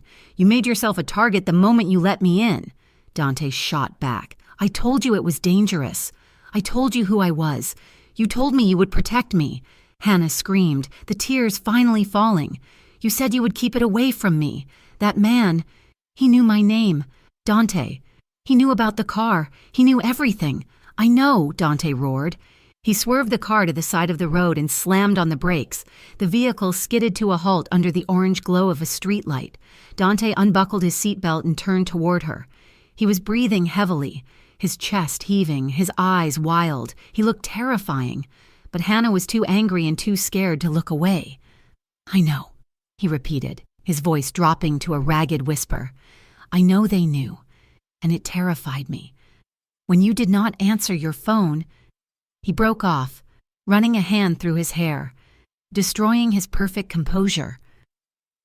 "I thought I had lost you," he admitted. "The thought. It stopped my heart." Hannah stared at him. The anger in his eyes was fading, replaced by a raw, naked fear that mirrored her own. She realized then that his shouting was not rage at her. It was the panic of a man who had almost watched his world shatter. "Dante," she whispered. He looked at her. The silence between them hummed with the vibration of the idling engine. He reached for her hand, his fingers were trembling. Then he reached for her jaw, cupping her face with a desperation that stole her breath. She met him halfway, their mouths crashed together. It was not a gentle kiss, it was desperate, consuming, a violent release of all the terror and adrenaline that had built up in the last hour. It was a confirmation of life. Hannah made a sound in her throat and gripped the lapels of his suit jacket, pulling him closer over the center console. Dante's hand fisted in her hair, angling her head to deepen the kiss. He tasted of mint and fury. He pulled her as close as the confines of the car would allow. His other hand gripped her waist, his thumb digging in, grounding her. Hannah felt herself melting into him, the fear dissolving into a white-hot heat that seared through her veins. She needed this. She needed to feel him, solid and real, to erase the memory of the cold stairwell. Dante pulled back for a fraction of a second. He searched her eyes, his chest heaving. "Tell me to stop," he rasped. "Tell me to drive you home and leave you alone." Hannah looked at him, at the scar near his temple, at the darkness in his eyes, at the man who would burn the city down for her. "Don't stop," she whispered. Dante groaned and crashed his lips back to hers. The kiss lingered, breathless and intense, stripping away the last of their defenses. For a minute or maybe an hour, there was nothing but the heat of their bodies and the desperate tangle of their breath. When Dante finally pulled away, resting his forehead against hers, they were both gasping. "Hannah," he said, his voice wrecked, "if you stay close to me, this kind of danger, it will never completely disappear. I can fight them, I can protect you, but I cannot make the world clean. I know," Hannah said. She reached up and traced the line of his jaw with her thumb. "I am terrified. Dante, so am I," he confessed. "But," she continued, looking deep into his eyes, "I felt safer in that stairwell when you walked in than I have ever felt in my life." Dante closed his eyes, leaning into her touch. "I will take you home," he said softly. "Before I do something reckless," He put the car back in gear and drove her the rest of the way in silence. But it was a different silence now. It was the silence of a pact made in blood and adrenaline. When he walked her to her door, he did not kiss her again. He just checked the lock, checked the hallway, and waited until she was safely inside with the deadbolt thrown. Hannah leaned against her door, listening to his footsteps retreat down the hall. Her heart was split in two. Half of her wanted to run, to pack a bag and flee to a town where no one knew the name Rinaldi, but the other half was still in that car. Feeling the desperate press of his mouth against hers, she touched her lips. She felt more alive in this terrifying, dangerous moment than she had in 28 years of safety. Across town. Tessa Marino sat in her apartment, staring at a blank wall. Her phone lay on the floor where she had thrown it. She was shivering, though the room was warm. She remembered the look on the man's face when he shoved her. She remembered the cold calculation. She had thought she was playing a game. She had thought she was teaching Hannah a lesson. She realized now, with a sick feeling in her gut, that she had lit a match in a room full of gasoline, and she had no idea how to put the fire out. The city of Fairview Heights had not changed, but the way Hannah Cole moved through it had, for the past 2 weeks, she had lived inside an invisible cocoon spun by Dante Rinaldi. It was a suffocating layer of protection that she both resented and, in her quieter moments, felt desperately grateful for. She noticed the changes in small, sharp details. There was a new security camera mounted above the rear exit of Luca's, its red eye blinking in the gloom of the alley. When she waited for the bus in the morning, there was often a man standing across the street, never the same man, but always the same type. They wore nondescript jackets and caps, reading newspapers or looking at phones, but their eyes were always scanning the perimeter around her. And when her shift ended, Dante's black sedan was almost always parked just down the block, a silent sentinel waiting to ensure she made it home. It made her feel valuable. It made her feel like a prisoner. Inside the glass-walled office at the back of the gilded cage, Dante was fighting a war on 2 fronts. One was against the rival families sensing blood in the water. The other was against his own instincts. "You are exposed," Dante, Marco said, his voice rough with frustration. He paced the length of the office, gesturing at the pile of reports on the desk. "You are pulling men off the collections route to watch a waitress. You are skipping sit-downs to drive her home. The Morettis see it. The Russos see it. You are telling the world that your head is not in the game." "My head is exactly where it needs to be," Dante replied, though he did not look up from the blueprints spread out before him. He was looking at plans for a commercial real estate development, a clean, legitimate venture that had nothing to do with unions or protection money. Marco stopped pacing and leaned his hands on the desk. "You are trying to go straight. Now? In the middle of a turf dispute? Because of her? Because I am tired." "Marco," Dante said, finally meeting his lieutenant's gaze. His eyes were dark, rimmed with exhaustion. "I'm tired of looking over my shoulder. And if I'm going to have a future that involves her, it cannot be this life. She flinches when I touch her sometimes. Do you know what that feels like? It feels like you are alive," Marco countered. "But if you keep softening up, you are going to be dead, and she will be collateral damage." Dante stiffened. The threat hung in the air, heavy and undeniable. He knew Marco was right. His distraction was a weakness, and in his world, weakness was a death sentence. But the thought of letting Hannah go, of pushing her back into the cold anonymity of her old life, was a physical pain he could not endure. Later that evening, the door to the office opened, and one of the guards ushered Tessa Marino inside. Tessa looked smaller than usual. Her makeup was flawless, her dress sharp, but her posture was slumped. She held her purse with white-knuckled hands. She had asked for this meeting, begging Marco for 5 minutes of Dante's time. "Mr.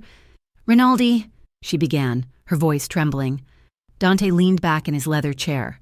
He did not offer her a seat. He simply watched her with a gaze that stripped away her defenses. "Speak," he said.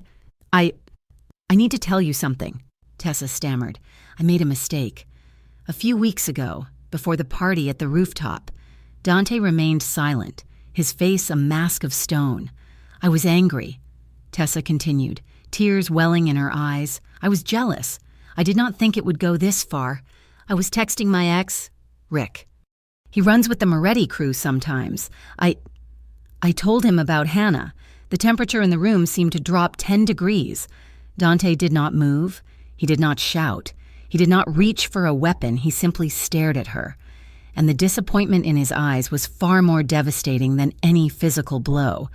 You told them, Dante said. His voice was quiet, deadly calm. I said you were distracted, Tessa sobbed, the tears spilling over. I said you liked her. I don't know what I thought. I thought they would just scare her off, make you lose interest. I never wanted her to get hurt. I swear. Dante, she is my friend. Your friend, Dante repeated. He stood up slowly. Tessa flinched, taking a step back. You put a target on the back of a woman who has never done a wrong thing in her life, Dante said, walking around the desk. You fed her to wolves because you were upset that you were not the center of attention. I am sorry. Tessa wept. I am so sorry. Do not apologize to me, Dante said, cold and hard. You pray that nothing happens to her, because if she suffers even a scratch because of your mouth, there will be no place on this earth you can hide from me. He stopped inches from her. Tessa was shaking violently, unable to look him in the eye. Get out, Dante ordered, and do not ever play games with my life again. Tessa turned and fled the office, her sobs echoing in the hallway. Dante watched the door close, a sick feeling churning in his gut. He knew that an apology did not undo the damage. The information was out there. The sharks were circling. 2 nights later, the inevitable happened. It was a Tuesday, usually a quiet night. Hannah clocked out at 2 a.m. Her head was pounding, a tension headache that had been building all shift. When she walked out the back door, she saw Dante's car idling down the street. She stopped. A sudden surge of rebellion rose in her chest. She was tired of being escorted. She was tired of feeling like a child who could not cross the street alone. She needed to feel the pavement under her feet and the cold wind on her face. She needed to remember that she was Hannah Cole, a woman who could take care of herself. She pulled out her phone and sent a quick text to Dante. I am walking tonight. Please do not follow me. I need the air. She turned and walked in the opposite direction of his car, cutting through a side street that led toward her apartment. The air was crisp, smelling of rain and exhaust. For the first time in weeks, Hannah felt a flicker of normalcy. She walked briskly, her heels clicking on the sidewalk. She was 3 blocks away from her apartment when the feeling hit her, the primal sensation of being hunted. She quickened her pace. A white van turned the corner ahead of her. It was moving too slowly. Hannah stopped. She looked back. The street was empty. The van accelerated suddenly, tires screeching on the asphalt. It swerved to the curb right beside her. Hannah turned to run, but she was too late. The side door slid open with a metallic rasp. 2 men jumped out, wearing ski masks. No! She screamed. Dropping her purse, she fought, she kicked and scratched, landing a blow on one man's shin. But they were professionals. One of them grabbed her arms, pinning them behind her back, while the other clamped a chemical-soaked cloth over her nose and mouth. The smell was acrid and sweet. The world tilted on its axis. Remember, Dante's voice echoed in her fading mind. Danger will never completely disappear. Darkness swallowed her whole. Dante was still staring at her text message, debating whether to respect her wishes or follow her anyway. When his phone rang, it was an unknown number. He answered it on the first ring. Rinaldi. We have the girl. The voice was distorted, metallic and grating, but the smugness was audible. Dante felt the blood drain from his face. The world stopped. The ambient noise of the club, the hum of the city, everything vanished. If you touch her, Dante whispered, his hand gripping a heavy crystal tumbler of scotch on his desk. Listen closely, the voice interrupted. You are going to pay for the territory you stole. And you are going to pay with interest. Abandoned textile factory on the east side. 1 hour, come alone. If we see a tail, if we see cops, she dies. The line went dead. Dante stood frozen for a second, then a roar of pure, animalistic rage ripped through him. He hurled the crystal glass against the far wall. It shattered with a violent crash, shards of glass spraying across the room, amber liquid dripping like blood down the plaster. He looked at his hand. A shard of glass had sliced his palm. Blood welled up, mixing with the rage coursing through his veins. He did not feel the pain. He felt only a cold, terrifying clarity. They had taken her. He had failed. And now, he was going to rain hell upon them. Marco ran in, gun drawn, eyes wide at the destruction. "Boss, get the car," Dante said, his voice devoid of humanity. "And call the crew. But tell them to hang back. I'm going in alone." Hannah woke up to the smell of dust and old grease. Her head was throbbing with a dull, rhythmic ache. She tried to move her hands and found them bound tightly behind her back. Her ankles were tied to the legs of a heavy metal chair. She forced her eyes open. The room was dim, lit by a single construction lamp on the floor. It was a concrete box, windowless and cold. She was not alone. 3 men stood near the door, smoking cigarettes and talking in low voices. She recognized the gray suit from the rooftop party. "He's going to break," one of the men said with a laugh. "Rinaldi has gone soft. He will give up the docks for a piece of tail." "And if he does not?" the second man asked. "Then we send him a piece of her to motivate him." The gray suit replied. Terror, sharp and icy, pierced Hannah's chest. She wanted to scream. She wanted to cry. But she remembered Dante's eyes. She remembered the way he calculated every move. Panicking would kill her. She forced her breathing to slow. She focused on her surroundings. She was in a chair. The chair was metal. She twisted her wrists, testing the bonds. The rope was tight, but the rail of the chair back felt loose. She wiggled her fingers. There was a screw on the back of the chair, just behind her left wrist. It was protruding slightly, sharp and jagged, but it was not much. But it was something. She began to rub the rope against the screw, back and forth, painstakingly slow. She counted the men again, 3 in the room, likely more outside. She listened for names. Vinny, Sal. She was terrified, but she was not helpless. She was fighting. Dante arrived at the textile factory exactly 50 minutes later. He stepped out of his car, his hands raised, his coat open to show he was unarmed. It was a lie, of course. He had a small blade tucked into his boot and a backup piece taped to the small of his back, but he played the part of the defeated king. The warehouse doors rolled open. Dante walked into the cavernous space. It was filled with rusted machinery and shadows. In the center of the room, under the harsh light of a hanging bulb, sat Hannah. She looked pale, a bruise forming on her cheekbone, but her eyes were alert. When she saw him, her relief was so palpable it almost knocked the wind out of him. "Dante," she whispered. "Silence!" the man in the gray suit shouted, stepping out from the shadows. He held a pistol, leveled at Hannah's head. Dante stopped 10 yards away. His eyes flicked to Hannah, checking her for injuries, then locked onto the gunman. "I am here," Dante said. "Let her go." "Not yet," the man sneered. "We have business to discuss. The waterfront territory, the union contracts. You are going to sign them over. Tonight." "Fine," Dante said. "Give me the papers." "Let her walk, and I will sign whatever you want," the man laughed. "You think we are stupid? You sign first, then maybe we let her go. Or maybe we keep her as insurance." Dante's jaw tightened until his teeth ached. He saw the way the man's finger hovered over the trigger. He saw the fear in Hannah's eyes. "She has nothing to do with this," Dante said. "This is between us." "She has everything to do with this," the man replied. "She is the reason you are weak." Suddenly, a metallic clang echoed through the warehouse. One of Dante's men, disobeying orders, had tried to sneak in through a skylight and dropped a wrench. The gunman panicked. He spun toward the sound and fired a wild shot into the ceiling. "It is a trap," he screamed. "Kill them!" Chaos exploded. Dante did not hesitate.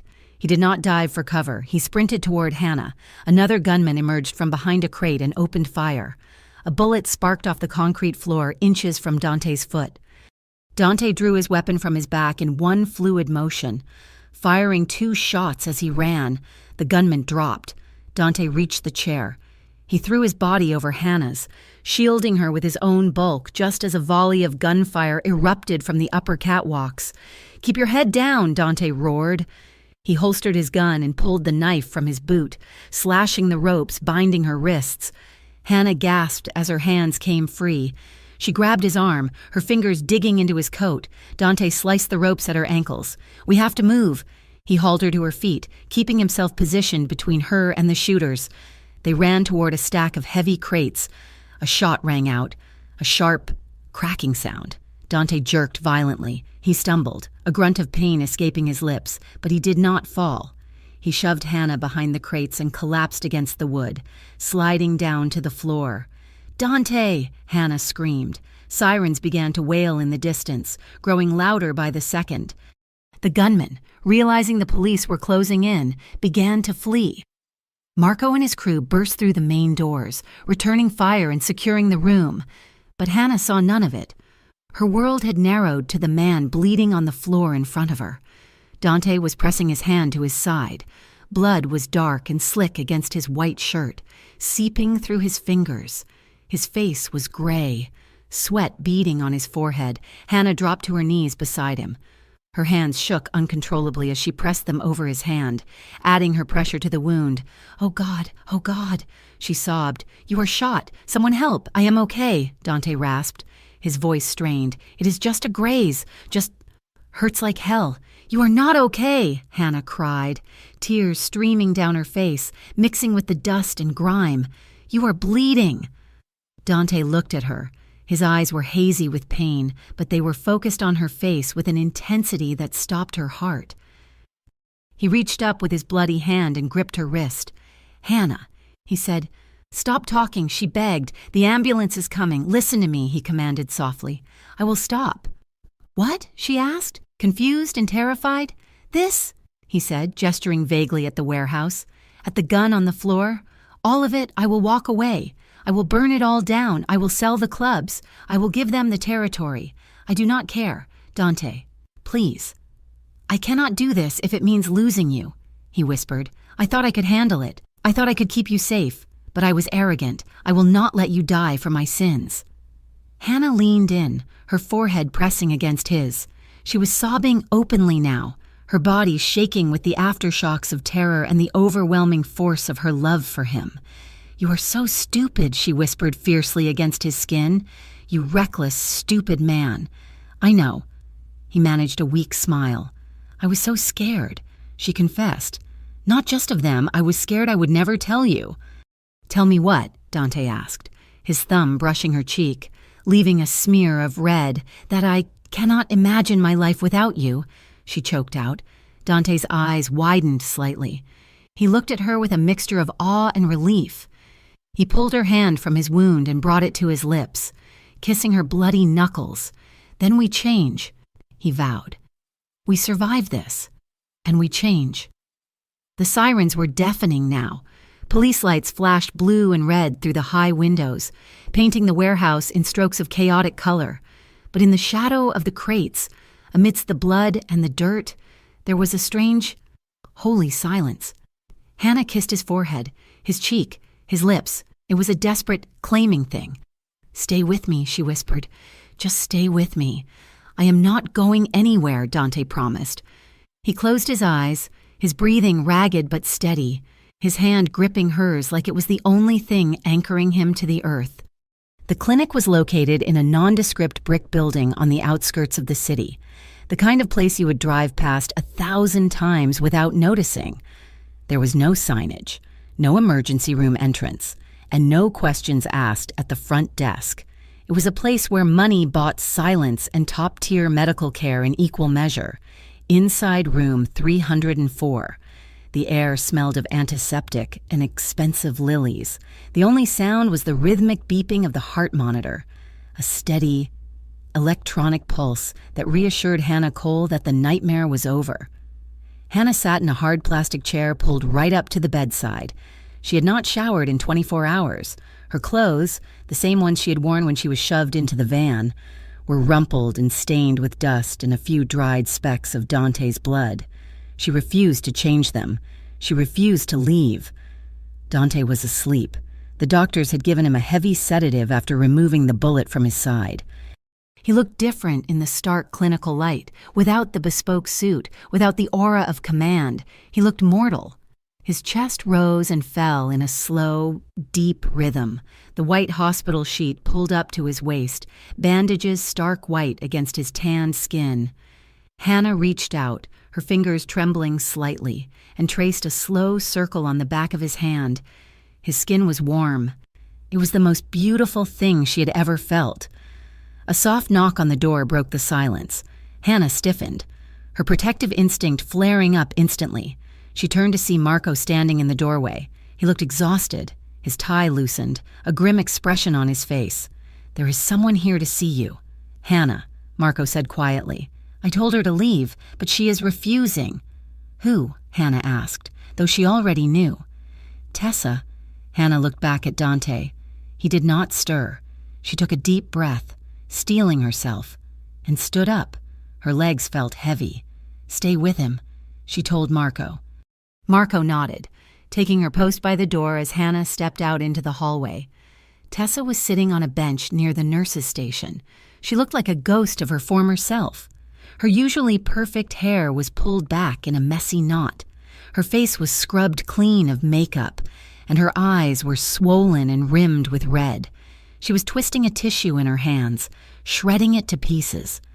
When she saw Hannah, she stood up so fast she almost tripped. "Hannah," Tessa gasped. Her voice was raw. I did not know if you would come out."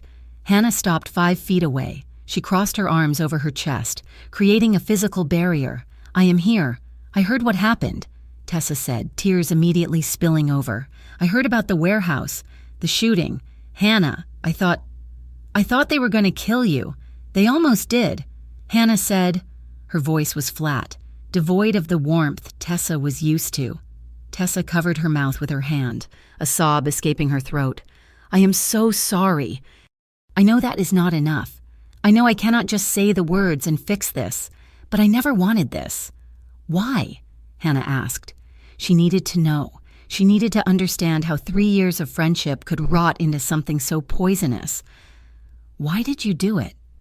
"Tessa, was it really just because he liked me?" Tessa looked down at the linoleum floor. "It wasn't just him," she whispered. "It was everything.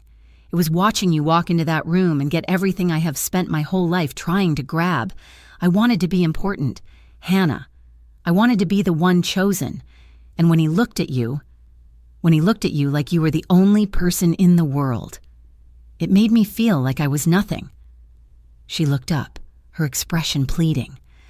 "I wanted to take it away from you. I wanted to scare you back into your place. I did not want you to die. I just wanted you to be invisible again so I did not have to feel so small." Hannah listened, feeling a dull ache in her chest. She saw the pathetic truth of it. Tessa wasn't a monster. She was just a deeply insecure woman who had let her envy consume her until it destroyed the only real friendship she had. "I cannot forgive you," Hannah said. Tessa flinched as if she had been slapped. "I know. Not today," Hannah continued. "Maybe not for a long time. You almost got the man I love killed. You almost got me killed. You used my life as a pawn to make yourself feel better. I will leave," Tessa sobbed. "I will quit Luca's. I will move. You will never see me again." "No," Hannah said. She took a step closer. "You do not get to run away. You stay. You look at the empty space where our friendship used to be, and you remember why it is gone. But right now, I need you to go away. I cannot look at you without seeing that warehouse." Tessa nodded frantically, wiping her face. Okay, Hannah, I'm so sorry." She turned and walked down the hallway, her shoulders shaking. Hannah watched her go. She felt no satisfaction, only a profound sense of loss. She had lost her friend, but in the fire of that betrayal, she had found something stronger in herself. When Hannah returned to the room, Dante was awake. He was propped up slightly against the pillows, his eyes groggy but focused. Marco was standing by the bed, looking uncomfortable. "Hannah," Dante rasped. His voice was rough, like gravel grinding together. She rushed to his side, ignoring Marco, and grabbed his hand. I am here. Do not try to move. I am fine, Dante lied, though a grimace of pain tightened his jaw. We need to talk, boss, Marco said, his tone urgent. The police are asking questions about the warehouse fire. We've covered our tracks, but the Moretti family is not going to stay quiet forever. They know you are hurt. They smell blood. Let them smell it, Dante said, closing his eyes for a moment. They are going to keep coming, Marco insisted, and they are going to use her. As long as she is with you, she is a target. You have a choice to make. Dante, you keep the empire, or you keep the girl. You cannot have both, not the way things are now. Hannah went cold. She looked at Dante, waiting. She expected him to hesitate. She expected him to try to find a loophole, a way to negotiate. Dante opened his eyes. They were clear, dark, and terrifyingly resolved. Sell the routes, he said. Marco blinked. Excuse me? The drug routes, the loan sharking books, the underground gambling dens on the south side. Sell them or burn them. I do not care. Dante, that is 60% of our revenue, Marco argued, stunned. If we dump that, we lose our standing. The other families will think we are surrendering. Let them think what they want, Dante said, his voice gaining strength. We keep the construction firms. We keep the real estate holdings. We keep the legitimate unions. We wash the money. Marco, all of it. You want to go legit? Marco asked, skepticism dripping from his voice. Overnight? I want to build something that does not require me to bleed on a warehouse floor, Dante said. I want to build a life where I can sleep at night without a gun under my pillow. Do it. Marco. Start the process today. Marco looked at Dante, then at Hannah. He let out a long sigh, running a hand through his hair. You are crazy. You know that, right? Maybe, Dante said. Get it done. Marco nodded, turned on his heel, and left the room. The door clicked shut, leaving Dante and Hannah alone in the sudden, heavy silence. Did you mean that? Hannah asked softly. Dante looked at her. He shifted his hand, interlacing his fingers with hers. Every word. I do not want you to destroy your life for me, she said. You are my life, Hannah, he replied. The simplicity of the statement took her breath away. But we need to be honest. Us. It has terrified me. I am scared too, Hannah admitted. No, Dante said, shaking his head slightly. I am terrified that I am poison to you. Look at you. You have bruises on your wrists. You have fear in your eyes. I did that. My world did that. You deserve safer love. Hannah, you deserve a man who comes home at 5 o'clock and does not have enemies waiting in the dark. Hannah pulled her hand away. Don't you dare.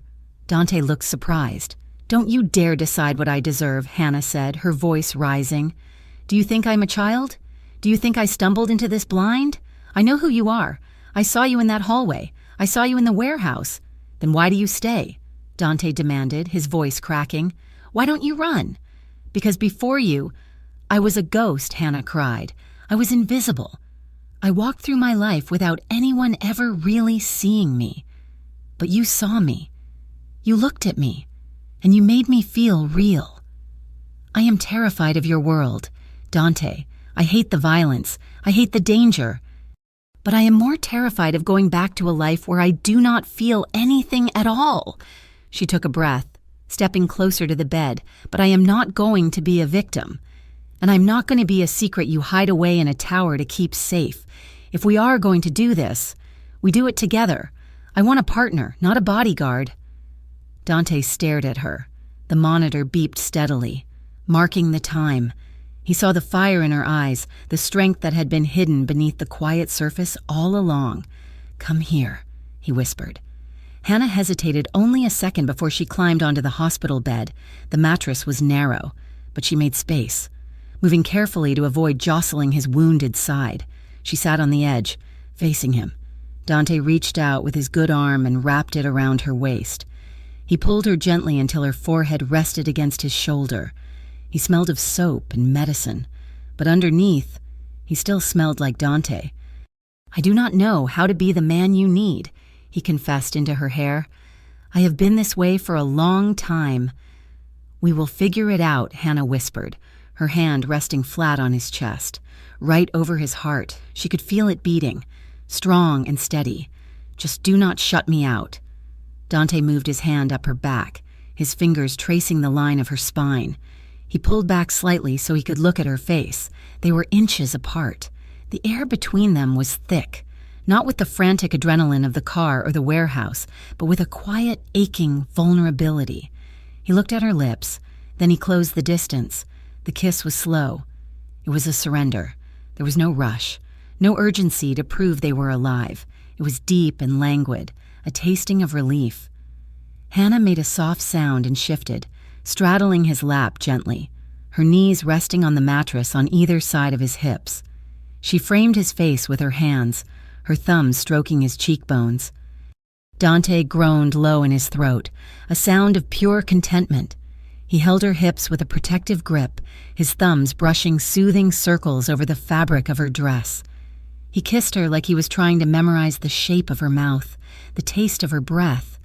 It was a kiss that promised everything: safety, loyalty, a future. He broke the kiss but did not pull away. He rested his forehead against hers, his eyes closed. "I love you, Hannah," he whispered. The words hung in the quiet room. It was the first time he had said them. "I love you too," she replied, her voice trembling. They stayed like that for a long time, wrapped in each other, shielded from the world by the walls of the clinic. The heat between them was undeniable, a simmering fire, but it was grounded in trust. Suddenly, the door swung open briskly. "Excuse me, time to check your vitals." A nurse bustled in, then froze, her eyes widening as she saw the patient with a woman straddling his lap. Hannah scrambled off the bed, her face turning a brilliant shade of crimson. Dante, despite the pain in his side, let out a laugh, a genuine, boyish sound that Hannah had never heard before. "Sorry," Hannah squeaked, smoothing her dress. The nurse shook her head, hiding a smile. "Just keep the heart rate down, please." Dante looked at Hannah, his eyes dancing with mirth. That might be difficult.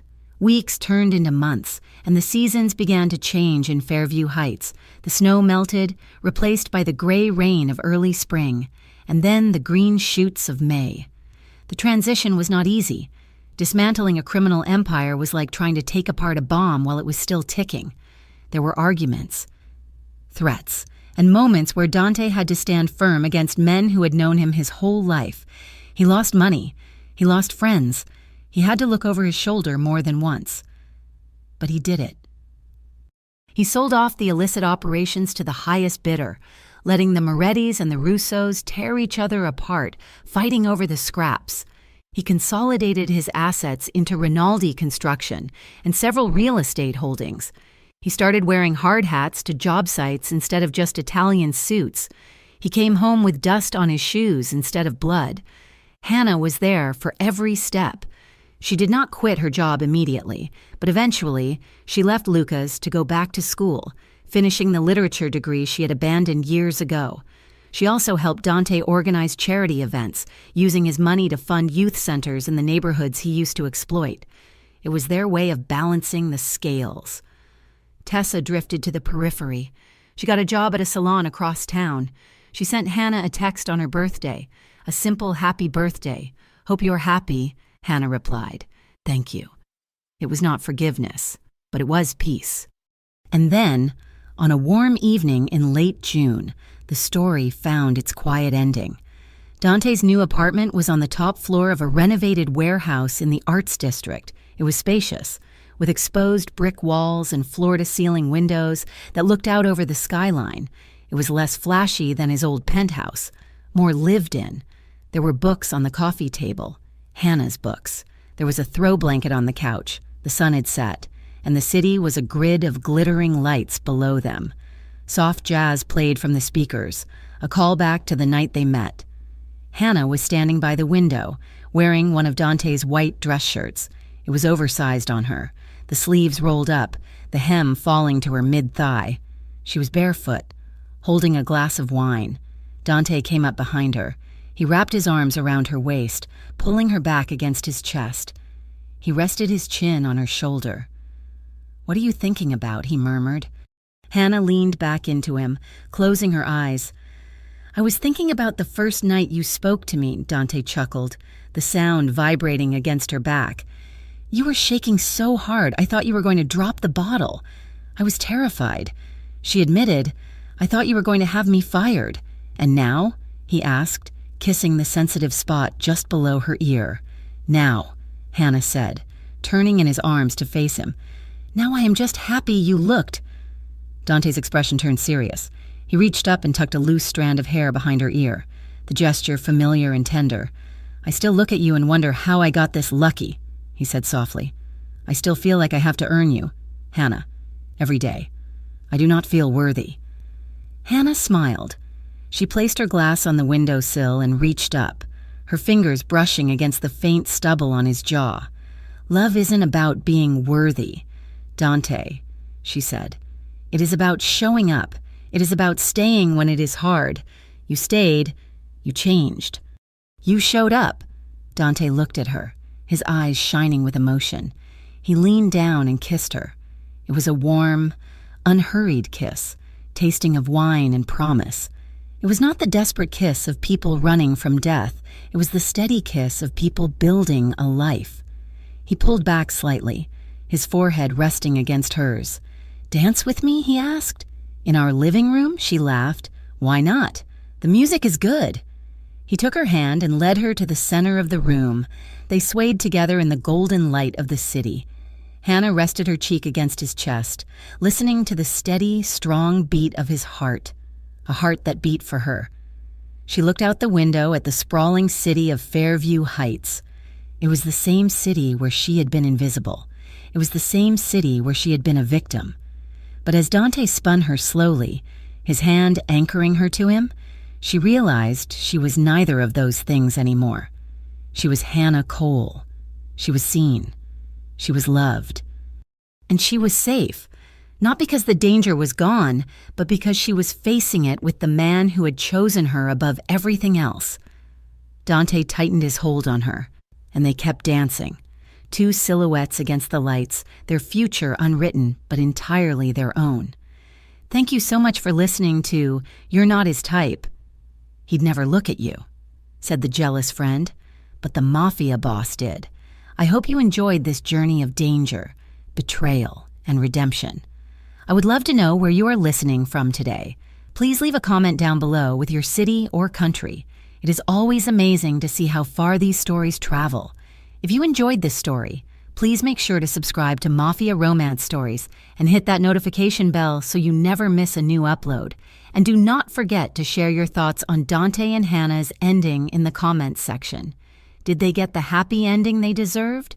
Until next time, keep reading and keep dreaming.